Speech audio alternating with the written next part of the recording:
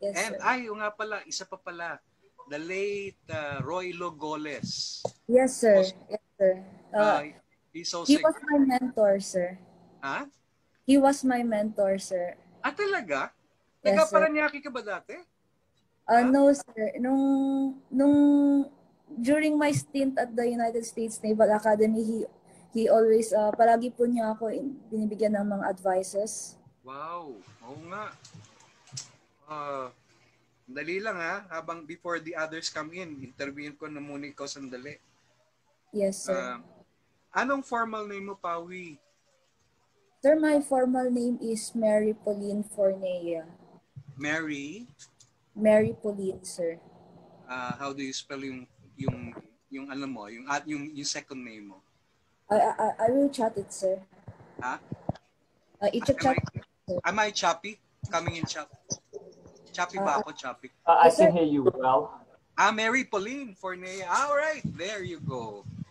Saan ka nakatira dito sa Pilipinas, Mary Pauline? Sir, my permanent address is in Davao City, sir. Okay. Tito Bong na lang. Masyado ako nagiging formal na. Pero I'm glad that we have something, you have it must have been tough, Paano mo na juggle yun, being a national duathlete as well as studying in Annapolis? How were you able to juggle that? Bale po, lang po, sipag at tiyaga lang po. Before I entered the Philippine ang history ko po, sir. I started as an amateur swimmer at the age of 9 years old. Mm-hmm. But hindi po ako hindi ko po kayang makapasok sa national team ng swimming. I shifted from amateur swimming to triathlon po at age of 15. And from there po, with around 1 year, nakapasok na po ako sa national team ng triathlon. Okay. Nag-Ironman ka. Kailan ka naging member ng duathlete, ng triathlon team? Sir, kung hindi po ako nagkakamali, 2010, sir. 2000? Around 2010, sir. Tapos, paano ka napunta ng Annapolis? That's an interesting journey. How were you able to, and that's a very elite school. Not any Filipino can enter that. Paano? Sige, kwento ka konti. Yes, sir. Tito Bong. Bale po, Tito Bong, at the age of 15, kinuha po ako ng Philippine National Triathlon Team, but I pinili ko po na maging part-time national athlete po, sir, kasi kailangan ko pong makagraduate ng college dahil sa hirap po ng buhay, sir. So sabi ko po sa national team, sir, na kung pwede po, pag wala po akong school, nandun po ako sa kanila, full-time athlete po ako, pero pagka pag may klase na po, balik po ako sa amin sa Davao City sa UP Mindanao. Sa University of Mindanao, anong course na graduate ka? Sir, BS Food Technology, sir. Okay. And then I graduated at the age of I graduated my college degree at the age of 18 years old, sir.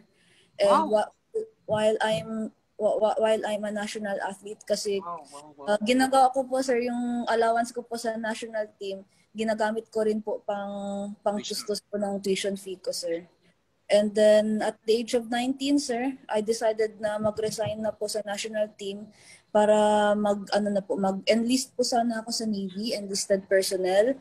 But yung commanding officer po ng in-applyan ko, gusto po niya, sir, na mag-PMA po ako. So, actually, hindi ko po alam kung ano po yung Philippine Military Academy. I don't know where is that, what is cadetship. Anong year ito, Pawi? 2014, sir. I tried to enlist in the Philippine Navy, but the commanding officer told me to apply at the Philippine Military Academy.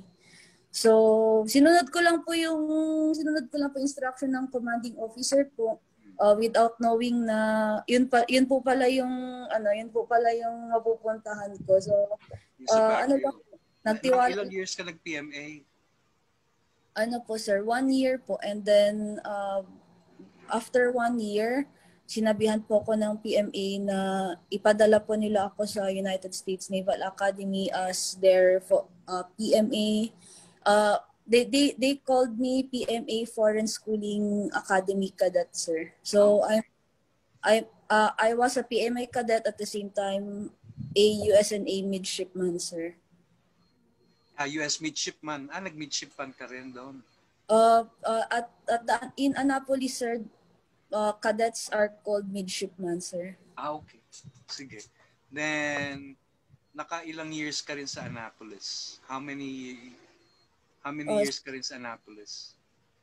Sir, 4 years, sir. Nag back to zero po ako, sir. Nag first year po ulit ako, sir. Okay lang. Pero it's tough, ha? How can you describe your experience? Kasi unang-una, babae ka. Di ba? And a foreigner at that. Iba yun eh. Babae na, a foreigner of that. Ano lang naman, this is not to be supposed to be a negative. Tapos, quote unquote, from di ka pa, di ba? From Davao, di ba? Paano mo na nalagpasan lahat yun? Yung mga challenges na yun? Di ba?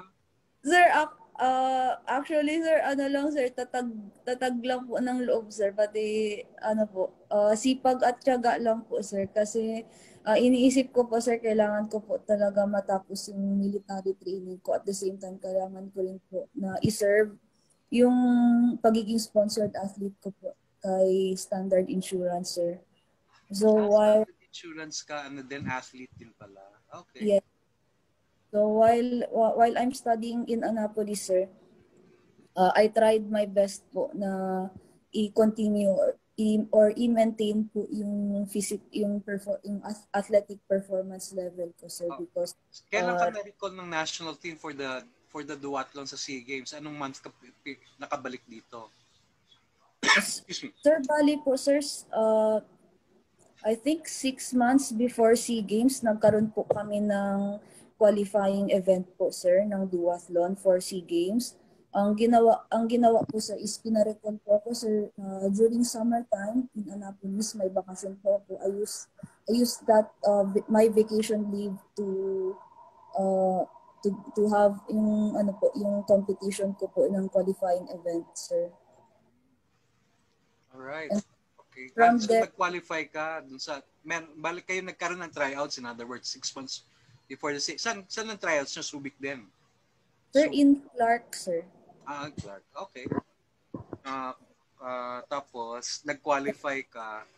Yes, pagkatapos ng tuloy-tuloy na. Paano yung nag-file ka ng leave sa Annapolis? Paano mo in-explain yun? Sir, po, sir? First, sir, kinausap ko po yung commanding officer ko po, sir, company officer ko. Sinabi ko po, sir, na because, sir, during my stay in Annapolis, sir, I joined the United States Naval Academy triathlon team. So they knew that my training is consistent, sir. And I always compete. So in 1 year, sir, I have like 5 to 7 races in 1 year, triathlon and duathlon, sir. So they knew na consistent po yung training and racing ko po, sir. Then I asked permission sa company officer ko, sir, that I really wanted to represent Philippines for the Southeast Asian Games, and that is hopefully, sir, that I thought before SEA Games, sir, I thought that I told my company officer na that is my biggest dream, to race in Southeast Asian Games. That is my childhood dream since 9 years old. So please help me compete and file my leave. And then sabi po ng commanding officer ko, sir, that okay, let's look at your academic records, let's look your physical records and conduct records, and if you don't have any problems, then I can recommend you to the higher command. And at the same time, sir, nagpaalam din po ako sa Philippine Military Academy na uuwi po ako to qualify for Southeast Asian Games, and I hope that they will understand my childhood dream, sir, to represent Philippines for SEA Games, sir. Wow. Ganda, ganda. Tapos, nung sa tryouts, pang ilang ka dun sa tryouts? Sa Clark? Sir, I got third place, sir. Pang ilan? First? Third, sir. Third place. Okay. Yes, sir. So top 3 ang kinuha for the duathlon? Yes, sir. Yung top 2 po, sir, nilagay po nila sa individual events, sir. And yung ako po, pati yung ikaw sinala sa relay. si Anong personal best mo sa duathlon? Anong personal best mo? Personal best time? Sir, so far, sir, kasi sir, ano po yun, 10 kilometer run, 40 kilometer bike, and 5 kilometer run. Oo. Nag-Olympic triathlon ka na rin pala. Okay, sige. Ano PB mo doon? Personal yes, sir. best? Ang personal best ko po sa races ng 10K in duathlon, sir, is 41 minutes, sir. And then the last 5 kilometers, sir, is around 20 minutes, sir. So, I need more guidance po sa running for next year's SEA Games ulit, sir. Okay. So, pero ngayon, out of how many midshipmen, nakailang place ka sa nag-graduate ka last May? Di ba may ranking yun? Meron ka bang special honors na natanggap sa Annapolis? Yes, sir. Anong special honor mo sa Annapolis na natanggap? Sir, mayroon po akong sir, with yung nasa diploma ko, sir, is with merit ata yun, sir. Right. Or with honors or something like that, sir. Okay. Pang ilang ka? How many, 'di ba, merong ranking 'yan? How many midshipmen graduated and pang ilang ka sa class mo? Sir, sa class po namin, sir, more than 1,000 po kami, sir. Around 1,100 midshipmen. Oo. And nasa top 30% po ako, sir. Top 30 ka. Ibig sabihin, nasa top 300 ka. Wow. Ibang klase. Ikaw lang. Are you the first woman sa Philippines to graduate from Annapolis? Ikaw lang ba? Ikaw pa, no, first pa lang? No, ikaw sir. pa lang? No, ikaw sir. No, sir. I'm not the first one, sir. Meron na ba earlier pa? Nag-graduate from PMA, punta ng Annapolis, meron yes. na previous. Pang ilang ka that you know? Pang ilang ka? Na among the many female graduates from the Philippines PMA, would you know pang ilang, pangatlo ka ba o pansampu ka ba? Would you know? Around, di po ako sigurado, sir, baka mga panglimang fifth female or around sixth the fifth. Okay. Sige. Sorry, you have an interesting subject here, Andrew. Go. Yeah, I know. Like, I knew that this would be right up your alley, so that's why I brought her on the show. Yeah, so just to clear up some things, because I've got a few viewers, and as Bong was a bit curious before, like questioning, who is this party that we're interviewing. Now, I just got some questions that I prepared. We've sort of touched based on some of them, but I'm going to just ask some which might clear this up a bit. So these are my questions. The first one is, we did talk before about, how your view was that the top duathlete at this point in time was Monica Torres. My question is, how is your rivalry at this stage with Monica Torres, who of course is the SEA Games champion in the duathlon event? Sir, personally, sir, I never hindi ko po tinawag na, or I didn't regard Ate Monica Torres as my rival. Rather, I call her as my teammate. So we work together, sir, for SEA Games, and I hope for next year kaya ko sumabay, or I will try my best to improve my performance so that I can help Ate Monica Torres or other duathletes for SEA Games, sir. Okay. next question was, we did mention the sponsor, like Standard Insurance, who strongly sponsors primarily a lot of triathlon, like athletes. My question is, what is the support from Standard Insurance like for the athletes? For the athletes, sir, there is a mandatory monthly allowance, and that both for his military and civilian athletes. Yep. So besides, in other words, Pawi, besides from And your then allowance from the PSC, meron din kayong mga binigyan as mga stipends ng Standard Insurance as well. yes, sir.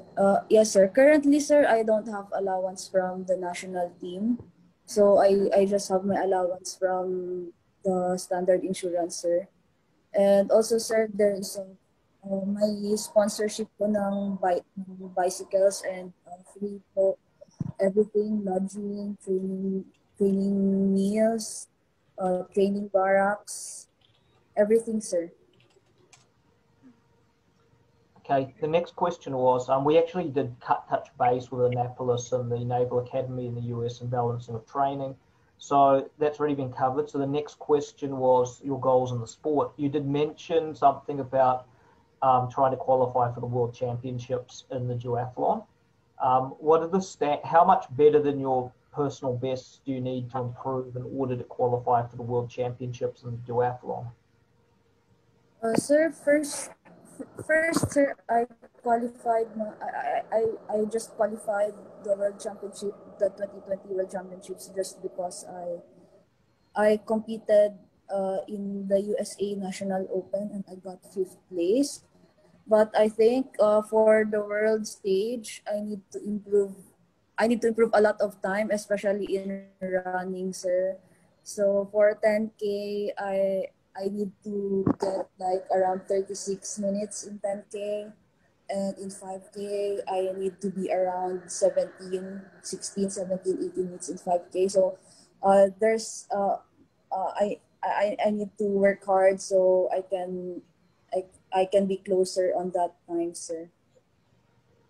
Okay, so my query is this as well then. Let's say, for example, in the next SEA Games, is there a duathlon event in the next SEA Games, or is it probably just going to be the triathlon event at the 2021 SEA Games?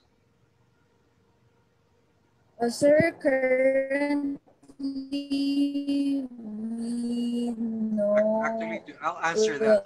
There was an announcement they're trying this to week include that triathlon. At the moment, there's no duathlon or triathlon in the Southeast Asian Games, but they're trying to lobby. Bamboo is trying to lobby triathlon, especially the fact that we're back-to-back champions. Pero in the meantime, yung sinasabi mong National Open, Pawi, saan yun? When was this, yung National Open? Sa duathlon to? National Open, US National Open duathlon? Yes, sir. I had my national USA National Duathlon Championships. When was this? Anong month? Around, it's like days after namatay po yung coach ko. Around April, sir. Month of April. Sino yung coach? Your own national coach? Kamamatay lang nun? Sir, I used to have Coach Rafael Polikit as my coach, sir. Rafael Polikit. The Milo Marathon champion from the two-time Milo Marathon champion. He passed on recently. Just write me the name. So immediate mga 8 days after he died, nag-compete ka sa National Open, and you finished in what place again? Pawi? Fifth place. Fifth place? Yes, sir. Anong time mo doon? Medyo mataas. Okay. Saan ginanap? Where was the venue? Sir, I think in the south, east south, around south of USA. I think I can't remember, but I think it's around in Florida, sir. Something somewhere in Florida. I've got the details here. All right. All right. Here's Alabama. Alabama, okay. Oh yeah. Alabama. Tuscaloosa, Alabama, May 30 to 31. Tuscaloosa, Alabama, May 30 to 31. Okay, that's good. So, kung sakaling wala yung duathlon sa SEA Games or even triathlon, ano mga competitions that you're looking forward to, Pao, for this coming 2021? For 2021, sir, I'm still eyeing for the Powerman Asian Championship, sir. When is this and where is this? It will be on June in Malaysia, sir. In Powerman Asian at Power. Duathlon din to. Okay. So this although you've said you're in Naik, so seaside yan. Diyan ka na rin nagtitrain in the meantime? Yes, sir. Yung duathlon lang or triathlon as well? Standard Insurance doesn't sponsor triathlon, sir. Only cycling, sailing, and duathlon, sir. Okay. Cycling, duathlon. Since malapit ka sa Sangli, do you report to Sangli periodically? Kasi yes, sir. Yes, sir. Yes, sir. I just got my assignment. So kakababa ko lang po from PMA. So I got my assignment in PMA after I graduated in Annapolis. Okay. Sir. So where will you be assigned daw? Sabi ng PMA.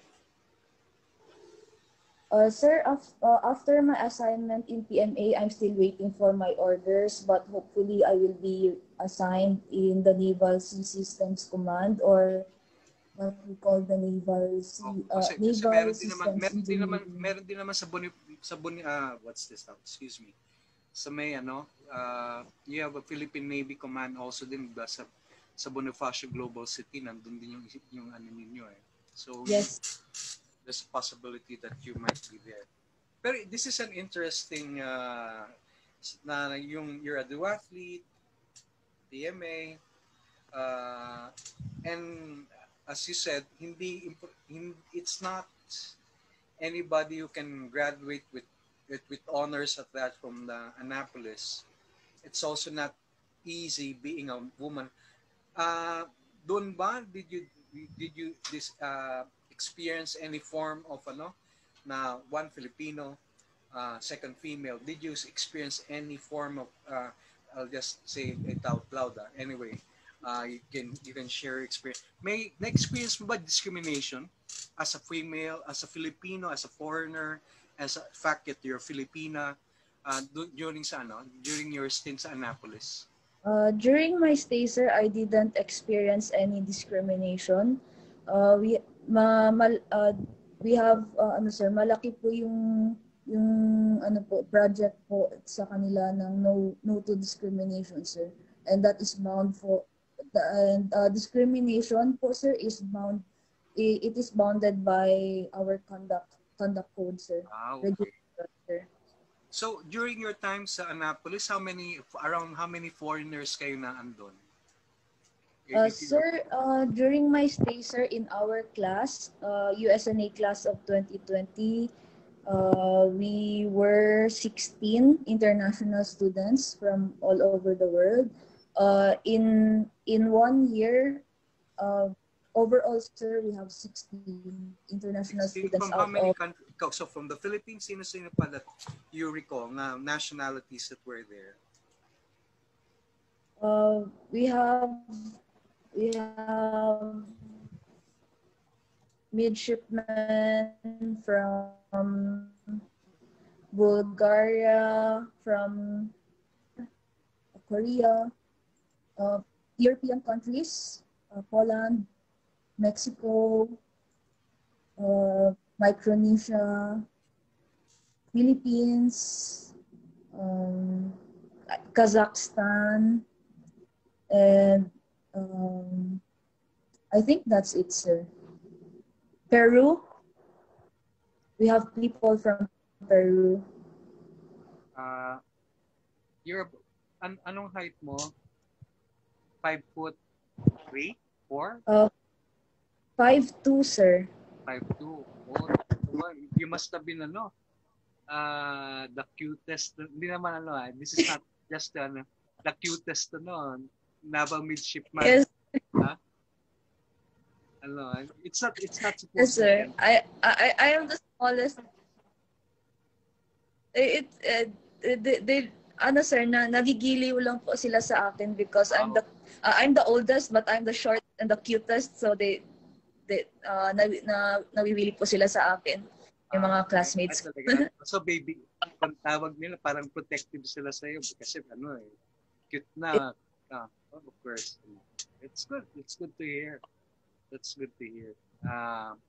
Ngayon as an athlete and now as a newly enlisted officer sa Philippine Navy, and what's next for PAWI, for Nea? For ano ba ang future? Yeah, your future. For PAWI for Nea, sir, in the military side, I think I will be assigned in the Naval Sea Systems Command as the hopefully, sir, I am hopeful that I will be assigned as a weapons and robotics officer, sir, because that is my that was one of my 2 majors in Annapolis, sir. So I really wanted robotics and defense weapon systems. Sir, weapons and robotics engineering, sir. That is my major. That was one of my 2 majors in Annapolis, sir. And I am hopeful that I can help the Philippine Navy to develop weapon systems and robotics, sir. Wow. Pag-aagawan ka, sa totoo lang. I'm telling her that given her background and given the specializations that she has, you will be a very sought after woman in the Philippine Navy because of that particular. And you have obviously she's intelligent also because robotics, weapon systems. Not everybody can handle those tough subjects. So specialization. Okay. Baka mamaya, nagma-martial arts ka rin? Do you take any combat training? Of course, kasama yun sa combat training, pero ano mo? Favorite martial art mo? Maybe, sir, my favorite martial art is judo, sir. Gentle talaga, oh. Pwede ka na pala sa judo. Kaya ibigay ka kaya kita kay Sorry, but this is just a playful. Bigay kaya kita kay Dave Carter. Gusto mo? National team? Another career? Pero anong belt mo? Anong belt? Anong belt mo? No, sir. It's just for physical education subjects, sir. I just remembered yung judo final exam ko, sir, because my partner yung during my final exam in Annapolis, sir, we have the judo final exam. Yes. So since kasi, sir, diba, sir, pag yung dapat yung kalaban mo the same weight, but I was 108 pounds and nobody wanted me to be their partner. So ang nabigay ko na partner sa akin is more than 200 pounds. I dealt with her, so I just hugged her the whole time. So that was my experience in judo. Okay. What are the most outstanding memories you have of Annapolis? Yung mga nice things that stand out in your mind during your 4 years ba yun? Am I correct? 4 years at Annapolis?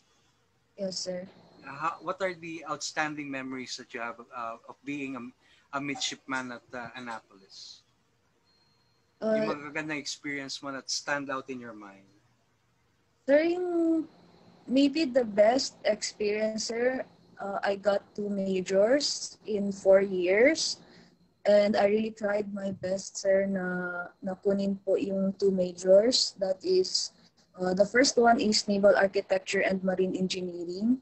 Wow. And the second one is Weapons, Robotics, and Controls Engineering, sir. Maybe that is the best part. I'll just take Naval. Naval Architecture, sir. Naval Architecture and Marine Engineering. Marine Engineering. And also... And the second major is Weapons, Robotics,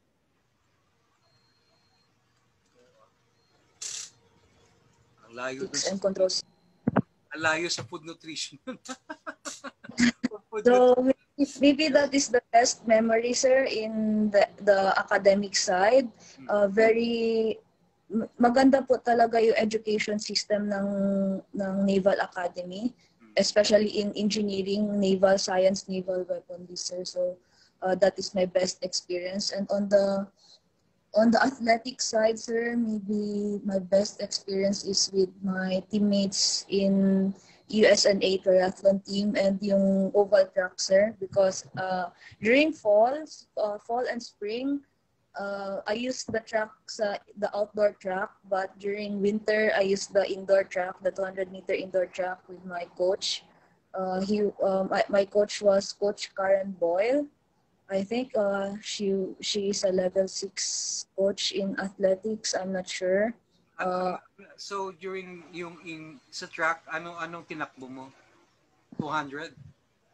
I just run on track for training, sir, not for competition. But I think that is my best memory in Annapolis, because I almost live on track for 4 years. Every day nasa track ko, track workout, especially nung buhay pa po si Coach Rafael Polikit.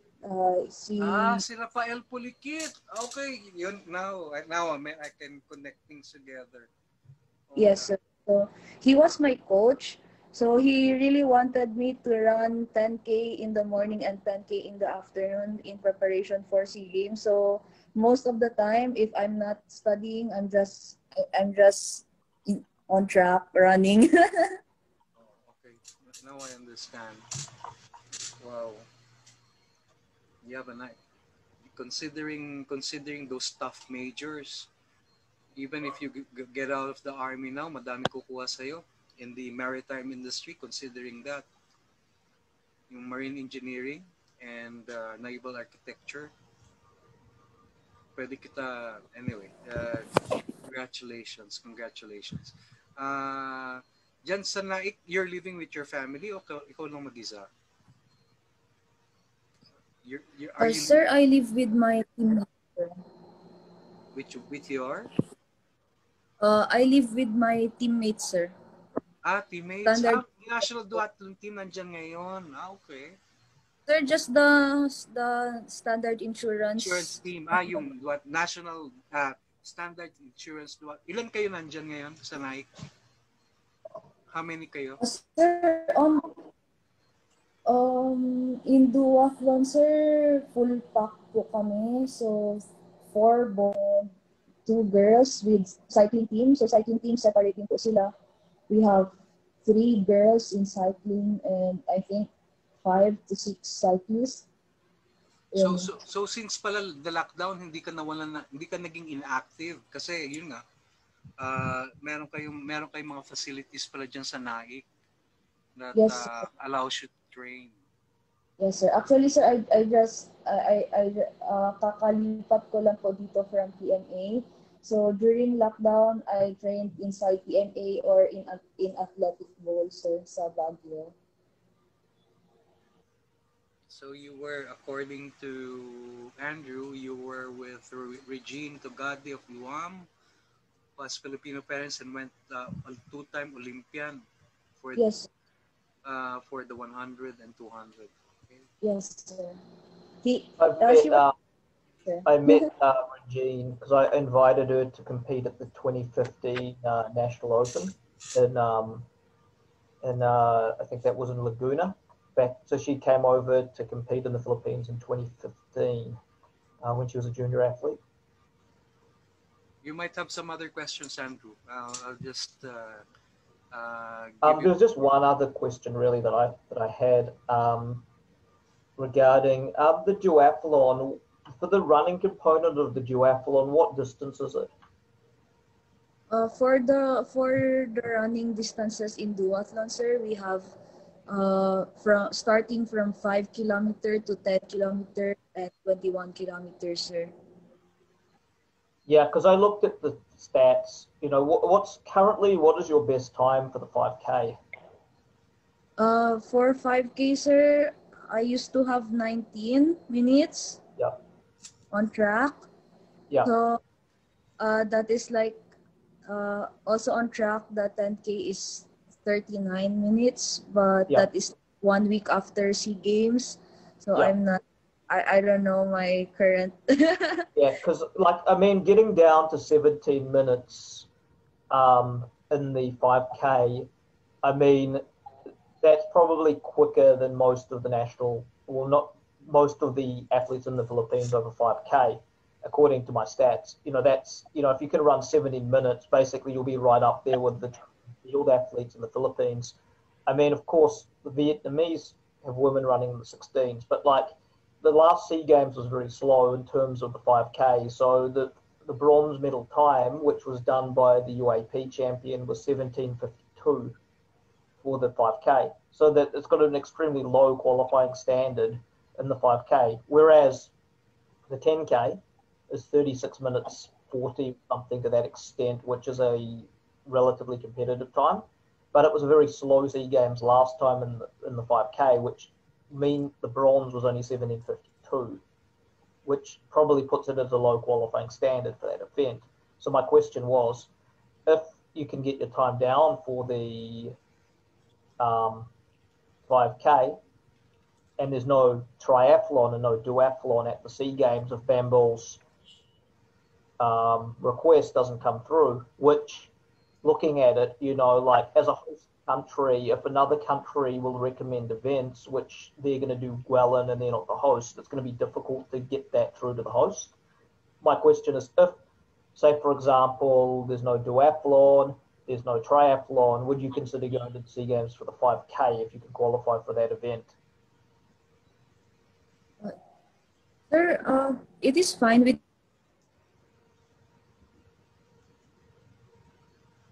me, sir, to qualify at any events. I personally, sir, I can. I mean, I can if I can qualify for in any event, then I will do it, sir. But I think it takes a lot of training, especially shifting from duathlon to athletics, sir. No, I'm not saying that you should shift event. What I'm saying, what my query is, it's like a backup just in case to help prepare for the duathlon. That's basically what I'm saying, because 5K is already half your duathlon event. So yeah. What I'm saying is, presumably, in order to improve that component of your duathlon to get quicker in the 5K, at some stage, are you going to consider joining 5K races to help improve your 5K? Yes, sir, definitely, sir. 5K and 10K, sir, and also it is up to my coach. I'm still negotiating with my coach, my running coach. Yeah. So we'll just keep that one a secret for now, because I haven't actually had confirmation from them. So we'll just keep that one under wraps for now. Yeah. Just para at least for those who are listening to us, yung sa Powerman Triathlon, how long is the bike, then how long is the run?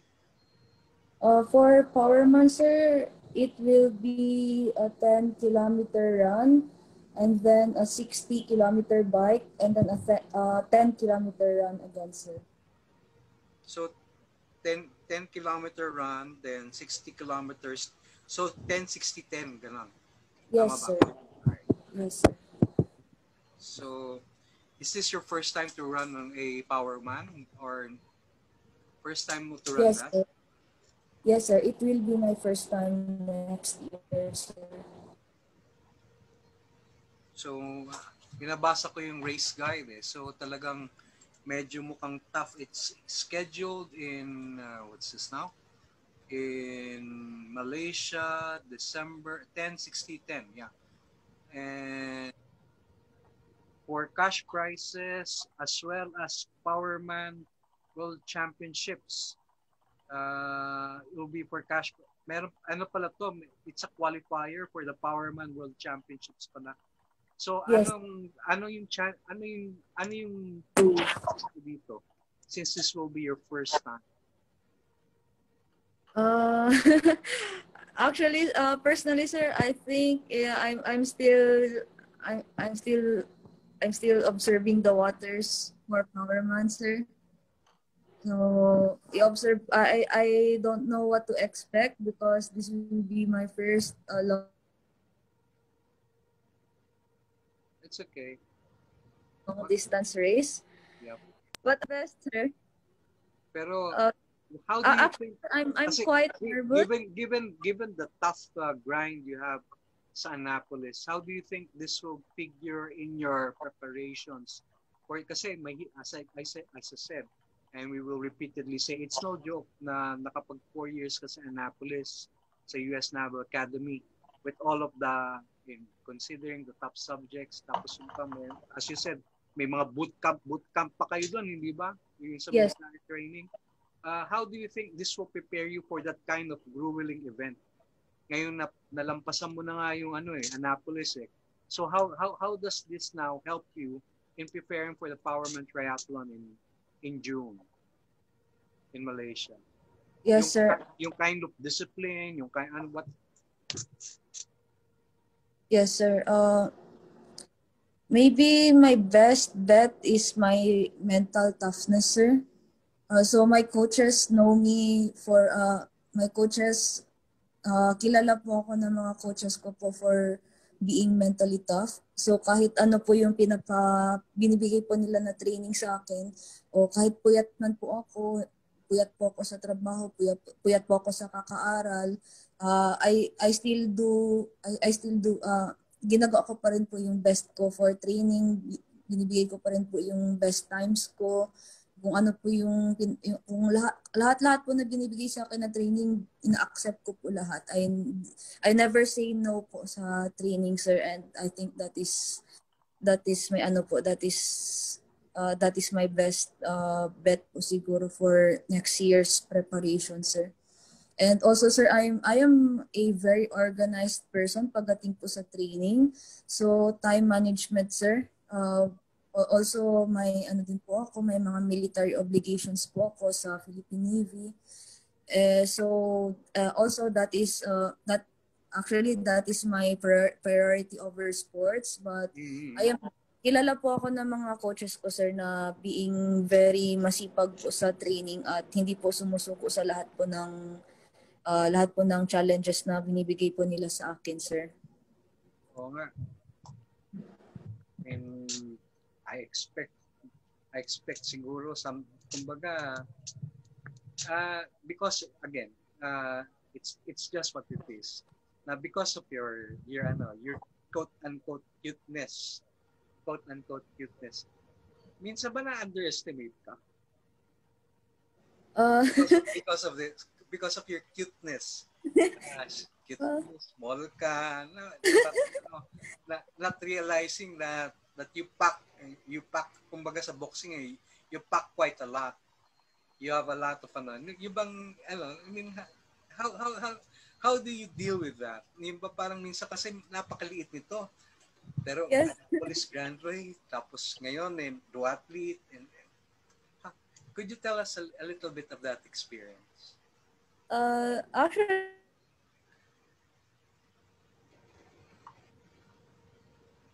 sir, sometimes I get some comments na I'm so cute, I'm so short, and I'm not like really, sir. And I just accept it. Them, sir, Pag may naririnig po akong gano'n, sir, ay hindi ko po minamind. As long as ginagawa ko po yung trabaho ko, hindi po, I have two things, and also tinuro ko din po ito sa mga kadete ko sa Is that added motivation for you? Na yung pasensya ka na, na ini-small ka ba? Yes. Na, is that added motivation for you to do even better and to rise above yung mga kanilang mga perceived misconceptions about you? Yes, sir. Yes, sir. And also, sir, there are because sir, in the military, we have certain standards. Yeah. So iniisip ko po, sir, na kaya po ako nakapasok dito because I got the I passed the at least the minimum standards. So iniisip ko po kung naipasa ko po yung first exam, that is the minimum standards, then iniisip ko po na siguro kaya ko naman po makipagsabayan kahit cute po ako.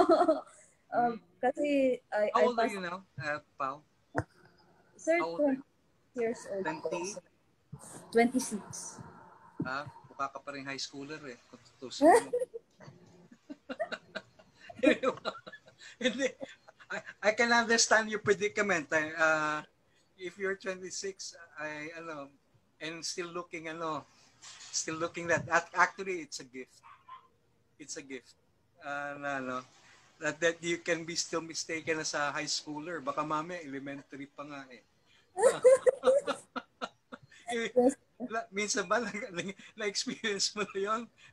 Yes, sir. Yes, sir. I always experience that, sir, pag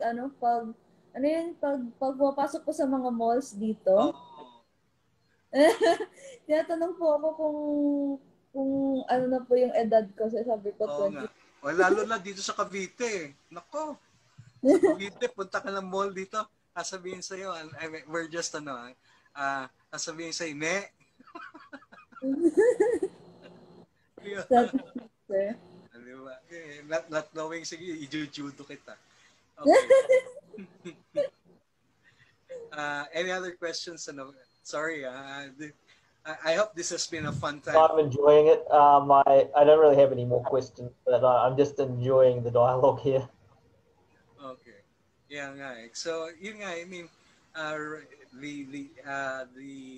the common theme, as you said, your mental toughness, your being organized, because again, I hope the Facebook audience realizes that you're an extraordinary lady.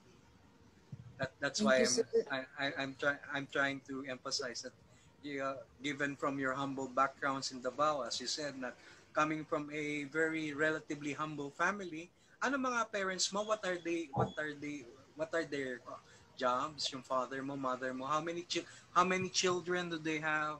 Pang ilang ka? Sir, only child po ako ng mama pati ng papa ko, sir.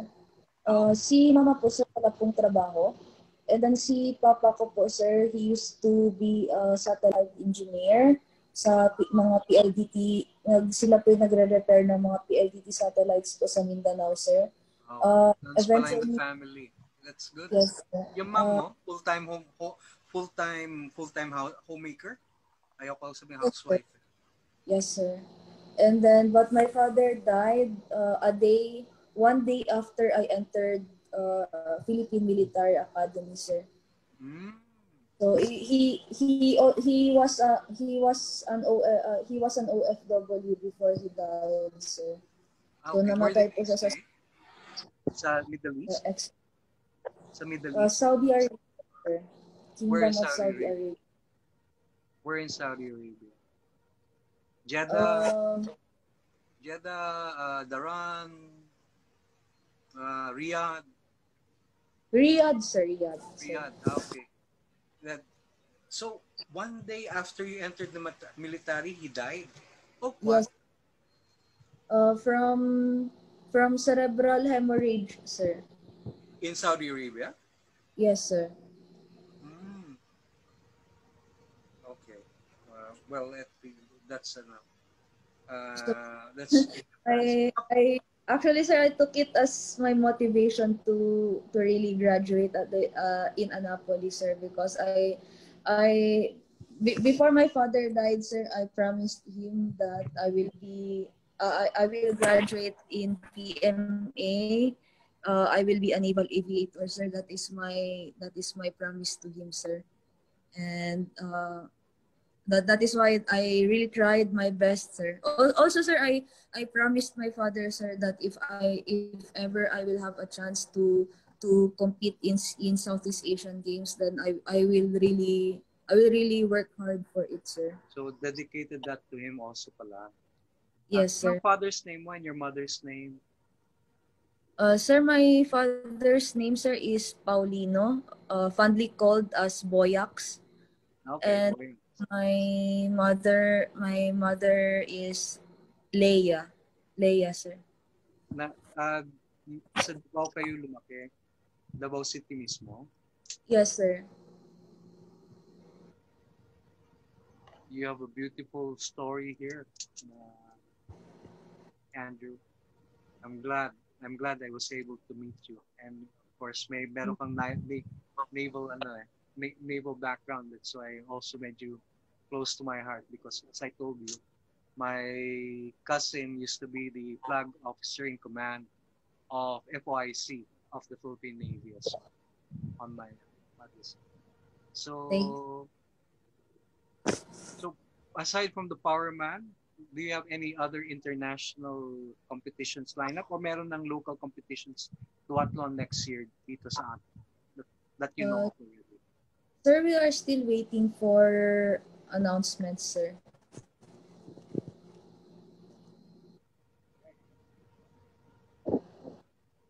Time flies. 1 hour na pala yun. Pero I enjoyed it very well. I enjoyed it very well. So, any other questions before you want to know? I see Andrew is smiling. That's nice. Yeah, because yeah, you basically what do you call it? You've basically made this a very lively conversation. So I'm kind of just sitting back and enjoying the dialogue here. No, it's okay. Anyway, hopefully you can be guested into one of the others. They need to hear your story. Yes, sir. And they need to hear your story kasi maganda eh. Yung bang it's not every day that and as you said being a marine engineer now you can also in other words because that's your major you can use that as a career or also being a marine when you step out of the military um, you will be a very coveted lady.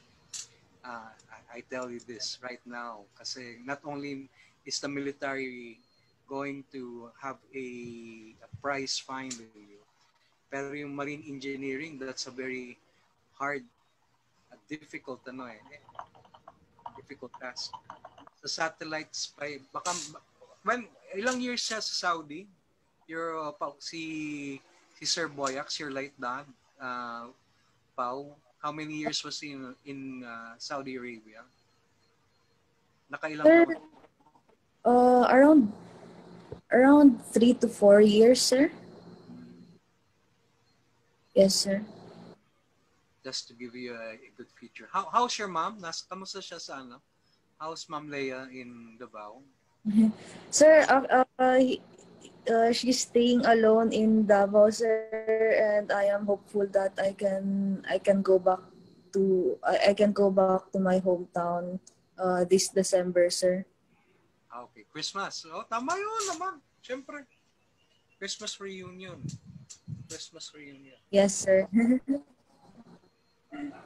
And yun, di ba? Oh, see, delighted siya eh. Siyempre, oh. Ano dialect mo? Bisaya or ano? Ilonggo or Cebuano? Bisaya Tagalog, sir. Bisaya Tagalog. Ilonggo, marunong ka? No, sir. Sabi ko nga namik gid eh. I just told her na she knows. She has a very nice background, a very nice story to tell. Tama eh. Alright. Okay. So before we end anything more, I'm glad you invited me. It's a pleasure to meet a young. Well, after this, I will just actually this is a nice lead into my event because obviously the theme of my event is women in sport, so this actually sort of blends in nicely towards the actual event, the virtual event, which I now have 13 entries for. So may gusto ka sabihin sa ating mga listeners, Pao, yung mga ano, yung especially your story, how would coming from that kind of background, overcoming challenges like that, na yun nga being small pero now standing very very tall with honors at that from Annapolis. What can you tell to the others na you that are listening to us now? And I think Andrew will keep on this conversation. What can you tell? How can you motivate other people like you, na from a humble background? Then what can you tell them? In other words,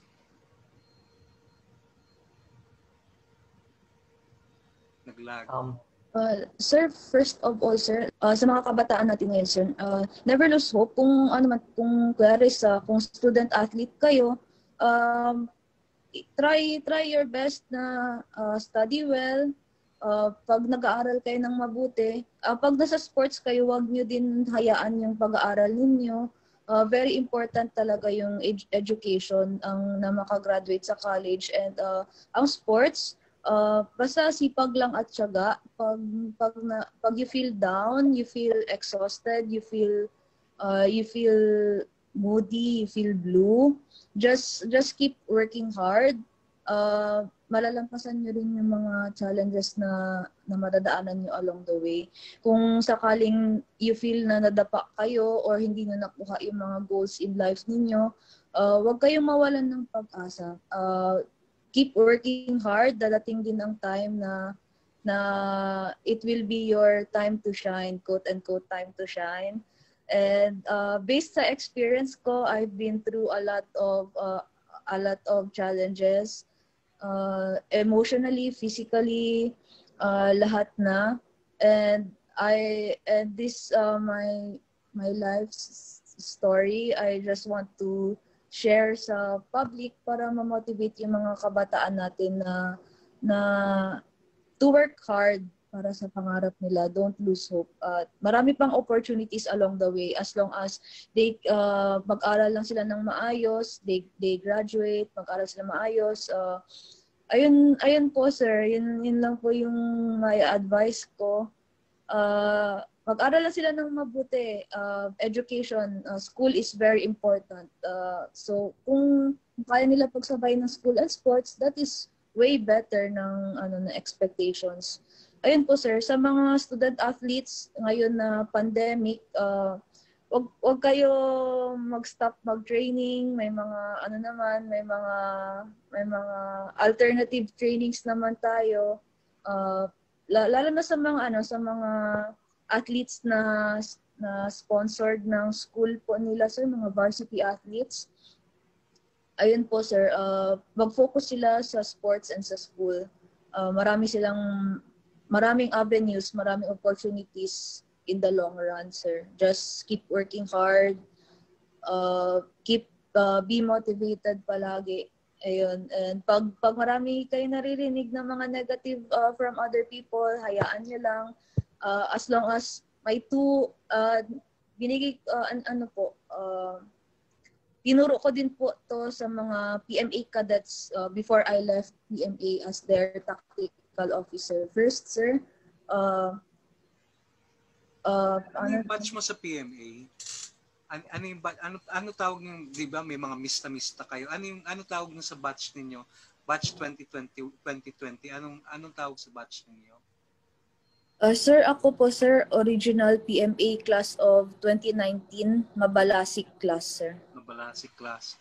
Pero because of your US Naval Academy training, ngayon ka lang kumbaga, in a manner of speaking, naka-graduate. Tama? Yes, sir. So, mabalasik class. O, kita mo, pati pala yung ano mo class mabalasik Do you know what that means, Andrew? Mabalasik? It means aggressive. It means macho ang dating. Di ba? It's mabalasik din talaga itong baby ito But finally, just so what else? As you said, Powerman Triathlon is just a stepping stone. What is your ultimate goal in your sport? What is your ultimate goal? Sir, personally, sir, from my heart, my ultimate goal in sports is to motivate and inspire other people, sir, especially our student athletes, sir. And my personal goal of maybe athletic performance goal is hopefully, sir, sana may chance pa po akong makapag SEA Games pa po, sir. Nice. And yes, sir. And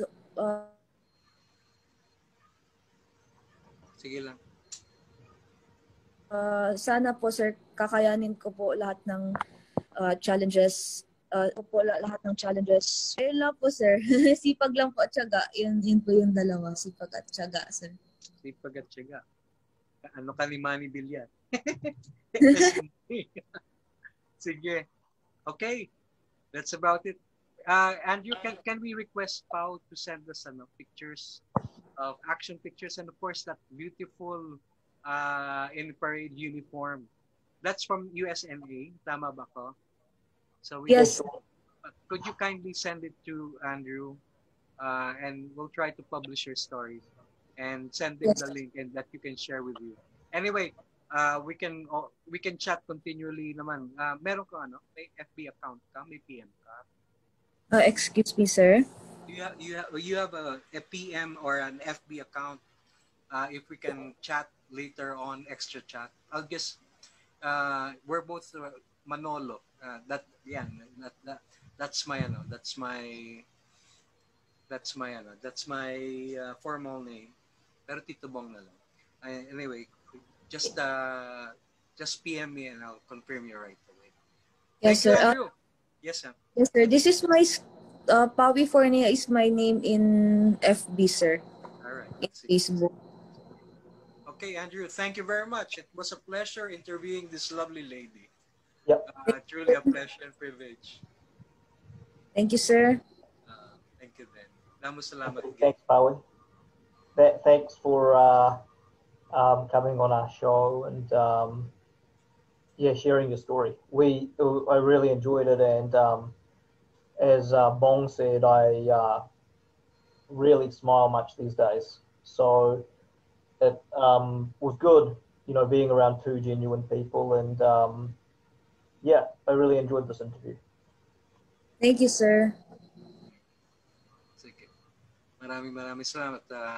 And to all, continue following this vlog this FB site, because you have a lot of surprises like this lovely lady. It's probably better than what actually I actually invited you here for, actually. But it's okay. I mean, the other part of this will probably take maybe 10-15 minutes most. This is basically the interesting part. So the remainder is going to be about 10 or 15 at most. All right. Thank you. Just a couple of slides. Okay, so I'll just... Sige lang. Keep it. Okay, I'll just quickly finish off the rest of this. Okay. No, so, I'll stay. We'll finish with this youth together. Cool. Yes, please. I'm looking at it now. Okay, cool. I'm just trying to share the screen at the moment. I'm just seeing if it's coming. I don't think it's coming up. So I got some slides I need to share here.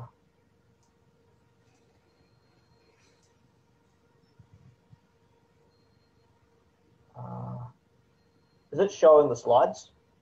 Yeah. Okay. So the first thing is just covering some updates of what's happening with athletic meets in 2021. So according to my sources, it hasn't been fully confirmed, but a lot of UAAP coaches I've spoken with are saying that the UAAP will not push through in athletics for 2021 and will likely move to 2022. I questioned the likelihood of this event earlier in about November. I even asked the chairman of the board of the UAAP of athletics. He wouldn't comment. And I asked some other sports directors, but they said that they won't say anything until the UAAP board announces this publicly. I had an email with the Undersecretary of the Palerong Pambansa, and he advised me that there's no confirmed date or venue yet for 2021.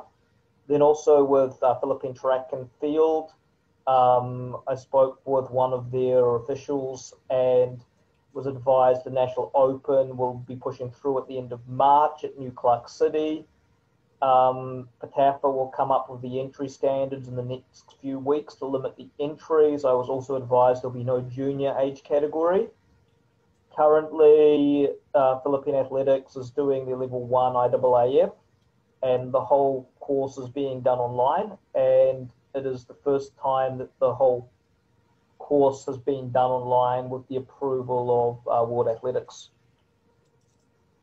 So just moving on to the next slide, which is in regards to the virtual women's 60-meter dash. Firstly, I'm just making a disclaimer that this event is not affiliated in any way or form with Philippine Track and Field or the PSC. We have 13 entries for this event. It's a women event to promote women's sports. How it will be done is entries are submitted by video of 60 meters with a clear view of the start and a clear view of the finish. So these are effectively home videos. The timing will be checked by Kinevia software for photo finish by myself and a panel.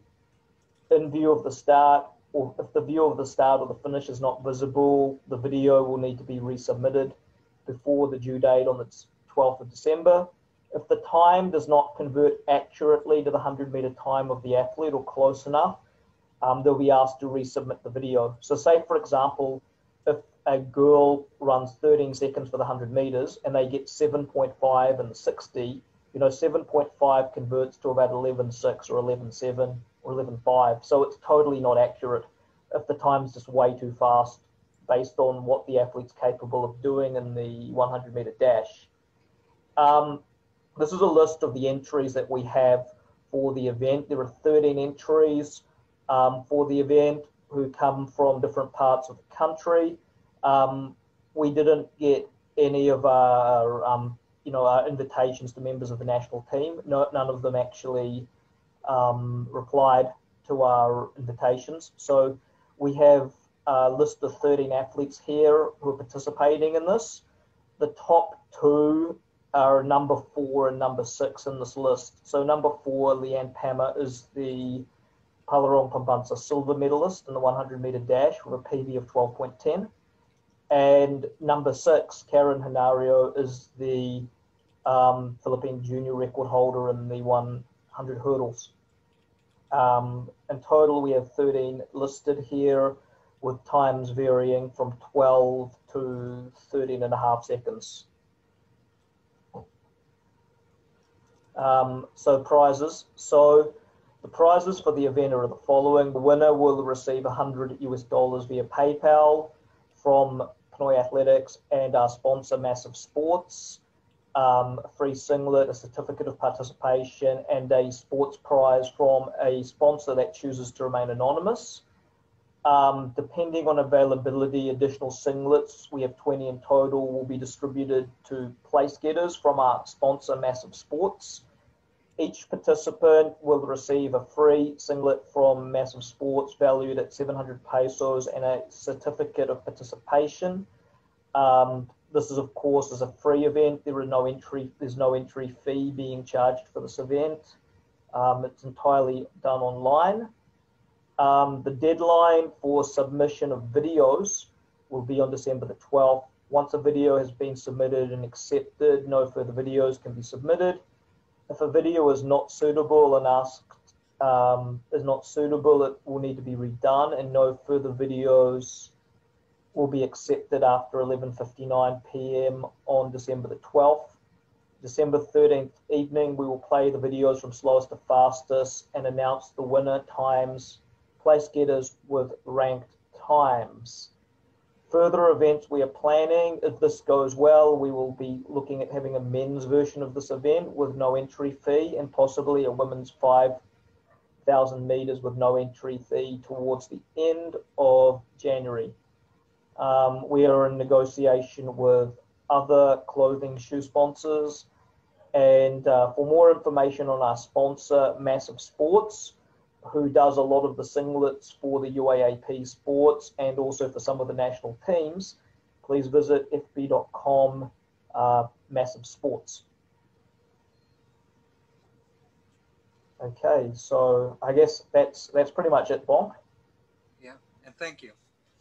I hope you have a very successful virtual meet, and I hope. Yeah, like what's been done is, you know, some athletes are able to use track ovals, and if they can't get to track ovals, they have dirt tracks and grass tracks, and obviously in Manila it's really tough. However, I believe that the track oval at Bulacan, Malolos, is the closest oval which is open to Manila. So how can they determine the time? Because is it you consider hand time? No, what we're doing is what I'm doing is they have to submit a video, and there has to be a clear view of the start and the finish, and we'll be using video software to get the time, so we will not be accepting hand times. Obviously, you have that program already. You have that program already. Yeah, I've been using it for years. I mean, I was using that program at the Sports Academy to get more accurate times for the athletes I was working with, because it's not as accurate as electronic timing, but it's more accurate than hand timing.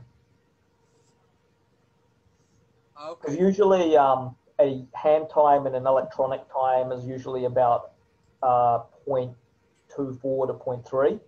With the video software, I found it's usually within 0.10 or 0.15 of of an electronic time. Okay, so just to clear some because I'm not that techie like you, essentially.